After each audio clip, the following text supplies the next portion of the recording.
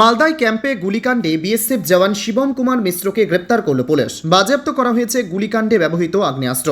ধৃত ওই বিএসএফ জওয়ানকে আজ তোলা হয়েছে মালদা জেলা আদালতে। আরও জিজ্ঞাসাবাদের জন্য তাকে হেফাজতে নেওয়ার আবেদন জানিয়েছে পুলিশ। যদিও আদালতে তোলার পথে কী কারণে খুন এ নিয়ে সাংবাদিকদের প্রশ্নের নিরন্তর থাকে ওই জওয়ান। এর আগে গতকাল বিকেল নাগাদ মালদহের বৈষ্ণবনগরে বিএসএফ হেডকোয়ার্টারে শিবম মিশ্র নামে 119 নম্বর ব্যাটালিয়নের ওই জওয়ানের বিরুদ্ধে আচমকা গুলি চালিয়ে 71 নম্বর ব্যাটালিয়নের দুই বিএসএফ জওয়ানকে খুনের অভিযোগ ওঠে। তার গুলিতে গুরুতর জখম আরও এক জওয়ানের চিকিৎসা চলছে মালদা মেডিকেল কলেজ হাসপাতালে। ঘটনার পরে শিবমকে ধরে ফেলে অন্য জওয়ানরা, পরে তাকে পুলিশের হাতে তুলে দেওয়া হয়।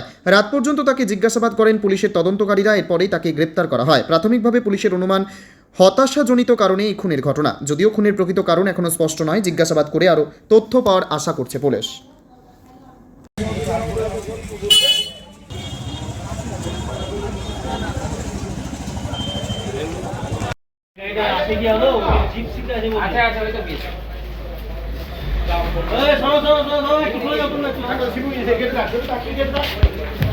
বাইকটা ভেঙে যাবে, আমার বাইকটা ভেঙে যাবে না তো।